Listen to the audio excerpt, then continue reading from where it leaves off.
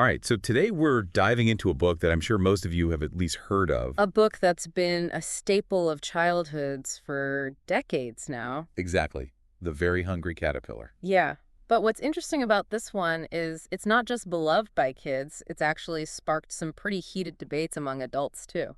Oh, yeah, for sure. Yeah. Some people think it's a masterpiece. Others think it's, well, kind of boring. Exactly. So we're going to try to unpack all of that today. Yeah, figure out, Yeah. what is it about this book that makes people feel so strongly? Is it worth your time, basically? And to do that, we're looking at a bunch of different sources. We've got professional book reviews. We've got comments from readers on Goodreads, always a good time. Oh, yeah, Goodreads is a goldmine. And we've also got a blog post from a website called Kids Book Cafe, which is a site for parents who are trying to choose books for their kids. Perfect. So, like, if you're a busy parent and you're just like, is this book worth buying? Is this book worth reading to my kid? Like, We are here to help you answer that question. exactly. All right. So for those who maybe haven't read it in a while or maybe never read it at all, What is The Very Hungry Caterpillar actually about? yeah, give us the rundown. Okay, so the story is actually really simple. You've got a hungry little caterpillar who hatches from an egg. Classic. And he's hungry, so he spends a week eating his way through all sorts of food. All sorts of food. Not just leaves, like you might expect a caterpillar to eat. This caterpillar's got a diverse palate. Oh, yeah, he's adventurous. He eats cake, he eats salami, all kinds of things. Okay. And then, of course, at the end, he spins a cocoon and transforms into a beautiful butterfly. Right. The classic transformation story. Exactly. And the book itself is really known for a couple of things. One is the illustrations, which are super bright and bold and colorful. Yeah, those are very distinctive. Then the other thing is the die-cut pages, Oh, yeah. which have these holes in them that literally show the caterpillar's path as he eats his way through all this food. Okay. So as a kid, I mean, that must be so cool. Oh, yeah. I think that's one of the things that makes this book so appealing to young kids. Because it makes it interactive. Exactly. It's not just a book that you read, it's a book that you experience. You get to like poke your fingers through the holes. You get to follow along with the caterpillar's journey. And it's like subtly teaching kids about counting and the days of the week and Yeah. the butterfly life cycle. Yeah, there's a lot packed into this seemingly simple book. Okay, so I get the appeal for like toddlers, little kids. Right. But some of our sources, Yeah. like the Goodreads reviewers, those are adults. Yeah. What's the draw for them? Yeah, that's a good question. I think nostalgia plays a big part. A lot of people who read this book as kids now have their own kids and they want to share that experience with them. Ah, that's sweet. But I think even beyond that, there's something really charming about the book's simplicity and its message of transformation. Okay, but I gotta play devil's advocate here because I'm seeing some Goodreads reviews that are not so positive. Oh, yeah. Like one person called it vacuous, uninspired rubbish. And like, let's be real, caterpillars don't eat cake and salami. Yeah, you're hitting on some common criticisms there. And the Kids Book Cafe review also brings up some of those points. Like, it's not exactly, a nuanced narrative. Right, it's very straightforward. It is. So why is this thing so popular? It sells a copy every 30 seconds somewhere in the world. I know, it's crazy, right? It's got to be doing something right. It is. I think the key is that for its target audience, toddlers, it's brilliant. I mean, you think about those bright colors, those holes in the pages, the repetitive phrases. It's like a sensory experience. Right, it's not just about the story. It's about how the book makes you feel. Exactly. And for adults, I think it might be more about the feeling that it evokes the reminder of simpler times, Okay, that makes sense. But is it just a feel-good book? Because some reviewers found like deeper meanings in it, like one person connected the caterpillar's eating habits to the fat acceptance movement. Right. And that's where it gets interesting. I think the book in its simplicity becomes a mirror. People see their own experiences and values reflected in it. Oh, that's deep. Yeah.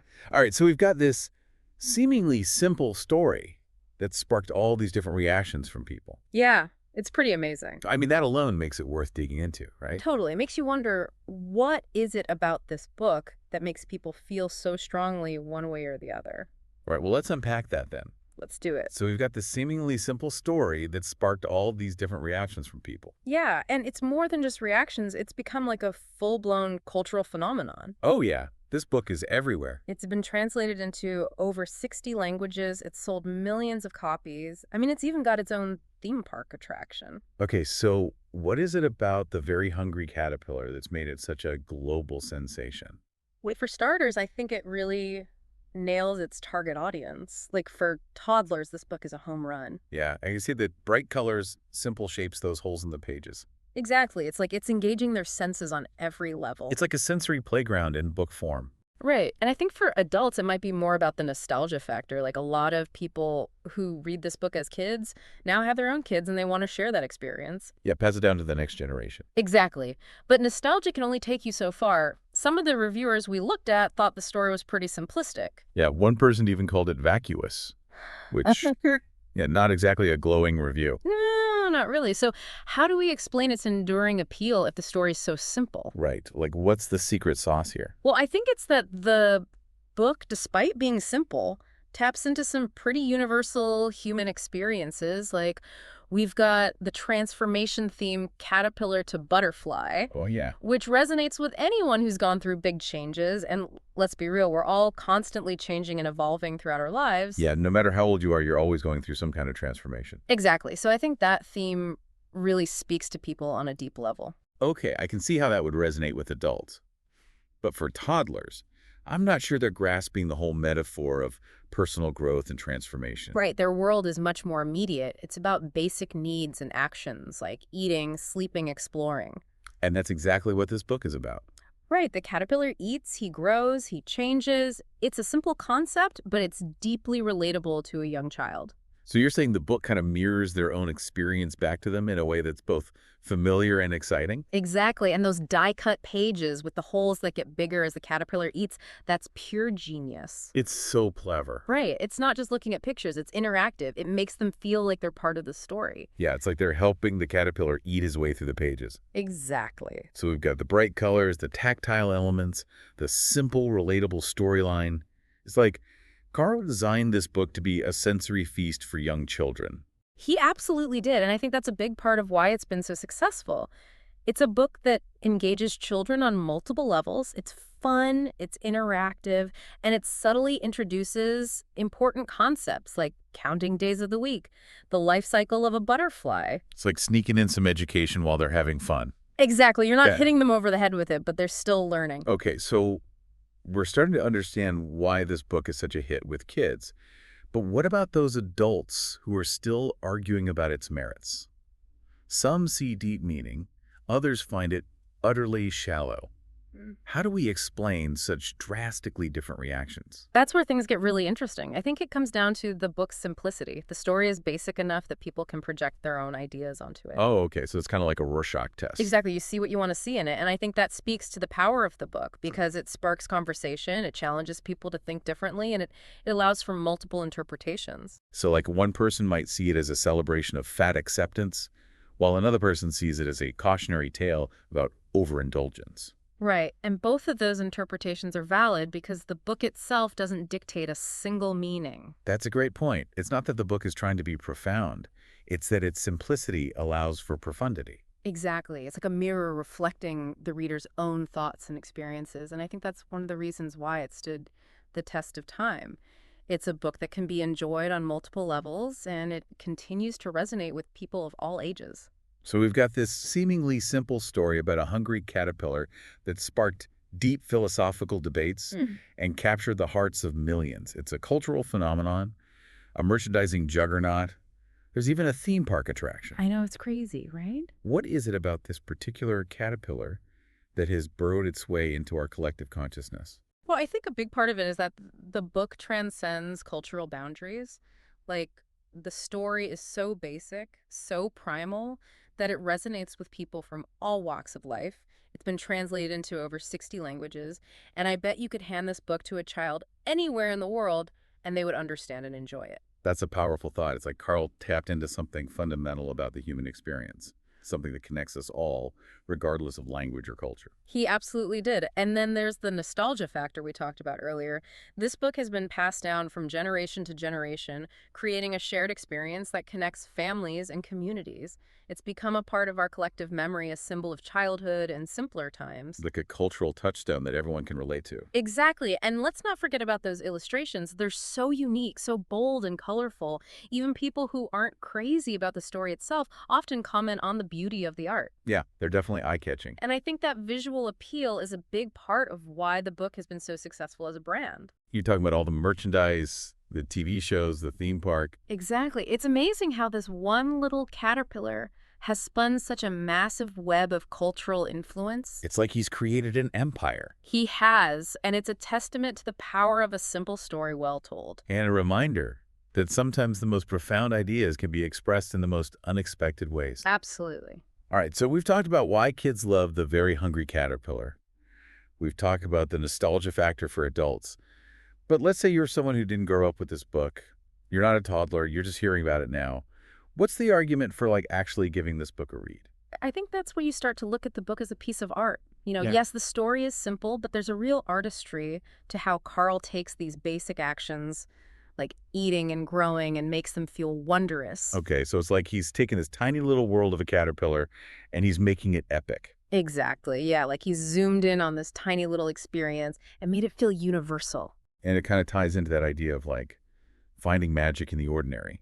Right. Right, like the caterpillar gets so excited over a plum or a slice of watermelon. Totally, and I think for adults especially, we can get so caught up in the hustle and bustle of life that we forget to appreciate those simple pleasures. Yeah, it's like a reminder to slow down and savor the little things. Exactly, and I think that's a really powerful message. But I'm looking at some of these Goodreads reviews, and some people were like, this is way too simple.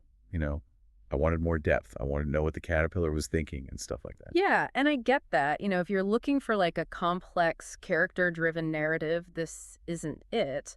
But for its intended audience toddlers, that simplicity is key. Right. Their world is those basic experiences. Exactly. They're not thinking about existentialism. They're thinking about I'm hungry, I want to eat. Oh, look, a bright color. Yeah. And it doesn't hurt that he throws in those holes in the pages, too. Oh, my God. Those holes are genius. It's such a smart way to keep kids engaged. It's like you're not just reading the story, you're experiencing it. You're part of it, yeah. Exactly. And I think the illustrations in general are a huge part of the book's appeal. They're so bold and colorful and unique.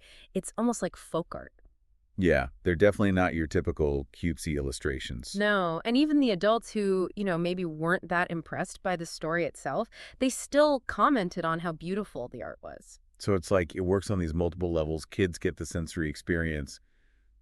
Adults might appreciate the artistry of it more. Exactly, and I think that multi-level appeal is a big part of why it's had such a lasting impact. You've got grandparents who read this book, parents who read this book, kids who are reading this book now. It creates this shared experience that connects generations. Yeah, it's like a family tradition almost. Totally, and then on top of that, it's just everywhere, Oh, yeah, you can't escape The Very Hungry Caterpillar. It's on merchandise, it's been adapted into TV shows, there's a theme park attraction. It's more than just a book, it's a brand at this point. It's an empire. Yeah, and it's all built on this one simple story about a caterpillar who eats a lot of food. So I guess that brings us back to the original question.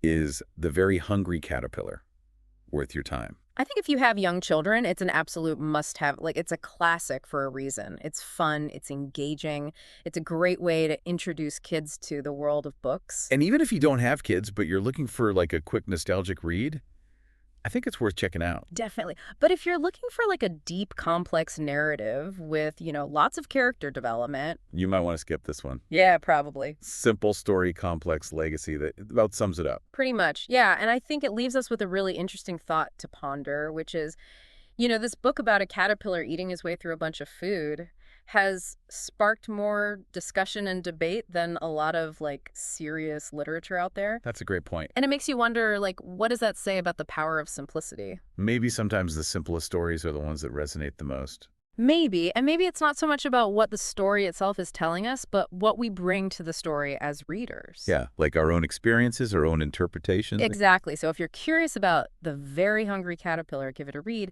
You might be surprised by what you discover.